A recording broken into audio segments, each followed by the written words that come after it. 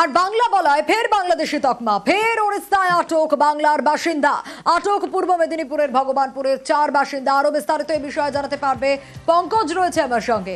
পঙ্কজ, দেখো শুনি, একেবারে বাংলাদেশি সন্দেহ করে কিন্তু 4 জন ব্যক্তিকে কিন্তু আটক করে রেখেছে উড়িষ্যার পুলিশ। যেখানে পূর্ব মেদিনীপুর জেলার ভগবানপুর থানার কোটবাড়ি এলাকায় 4 জন ব্যক্তি, যেখানে তার 2 জন বাবা এবং 2 ছেলে 4 জন উড়িষ্যাতে ফেরি করত। তারা ফেরি করে সংসার চালাতো।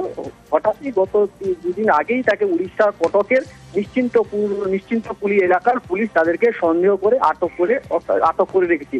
তারা জানাচ্ছেন যে তার পরিবারের পক্ষ থেকে যেটা দাবি করছে বা জানাচ্ছেন যে তারা দীর্ঘ প্রায় 10 বছর ধরে ওই উড়িষ্যাতে তারা ফেরি করলে কিন্তু তাদের সংসার চলতো বলে এমনটাই দাবি করছে।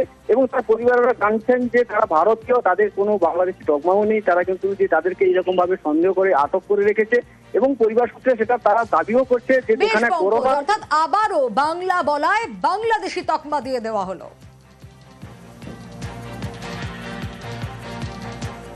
বাইরে ফেরি করে, আমরা গরিব মানুষ, আমার স্বামী দীর্ঘদিন সেখানটায় থাকে। আজকে বাংলাদেশের সমস্যার জন্য আমার স্বামীকে তুলে নিয়েছে, স্বামী শ্বশুরা সবাইকে নিয়ে চলে গেছে। বাংলাদেশের লোক সন্দেহ করে তুলেছে আর কি। প্রায় 25-30 বছর উড়িষ্যায় কাজ করে, ওই শ্রমিকের কাজ করে, চুলের মালটা স্টিলের মাল দিয়ে চুল তৈরি করে। এবার ওরা অ্যাকচুয়ালি ভারতীয় নাগরিক এবং পশ্চিমবাংলার অধিবাসী, পূর্ব মেদিনীপুর জেলা ভগবানপুর 1 ব্লকের অধিবাসী। কোনো কেস না দিয়ে থানায় আটকে রেখেছে। আটকার পরে একটা ডিজিটাল ক্যাম্পে নিয়ে গেছে, ওখানেও আটকে রেখেছে। সেটা ঠিক নয়। ওরা ভারতীয় নাগরিক, ওদেরকে যখন ছেড়ে দেওয়া হয় তার জন্য আমরা প্রশাসনের দ্বারস্থ হচ্ছি।